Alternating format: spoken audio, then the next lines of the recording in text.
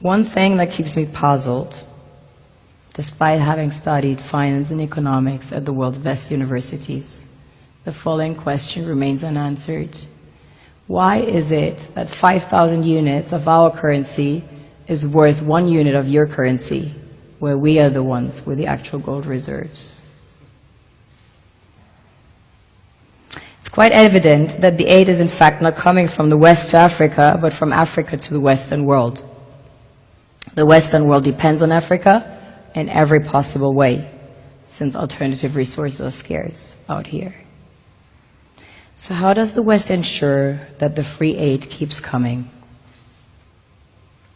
By systematically destabilizing the wealthiest African nations and their systems, and all that backed by huge PR campaigns, leaving the entire world under the impression that Africa is poor and dying and merely surviving on the mercy of the West.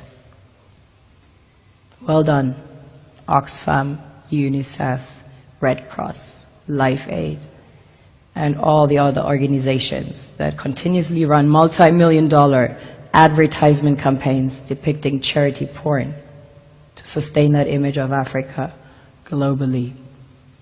Ad campaigns paid for by innocent people under the impression to help with their donations. While one hand gives under the flashing lights of cameras, the other takes in the shadows.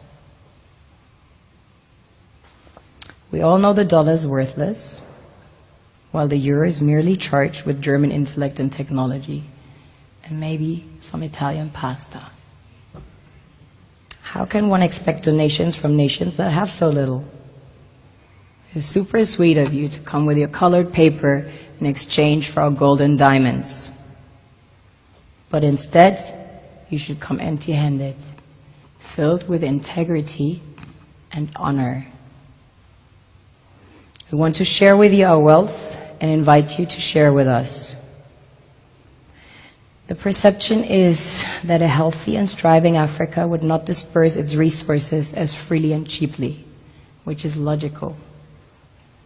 Of course, it would instead sell its resources at world market prices, which in turn would destabilize and weaken Western economies, established on the post-colonial free meal system. Last year, the IMF reports that 6 out of 10 of the world's fastest growing economies are in Africa, measured by their GDP growth. The French Treasury, for example, is receiving about $500 billion year in, year out, in foreign exchange reserves from African countries based on colonial debt they forced them to pay. Former French President Jacques Chirac stated in an interview recently that we have to be honest and acknowledge that a big part of the money in our banks comes precisely from the exploitation of the African continent. In 2008, he stated that without Africa, France will slide down in the rank of a third world power. This is what happens in the human world, the world we have created. Have you ever wondered how things work in nature? One would assume that in evolution the fittest survives. However, in nature, any species that is overhunting, overexploiting the resources they depend on as nourishment, natural selection would sooner or later take the predator out,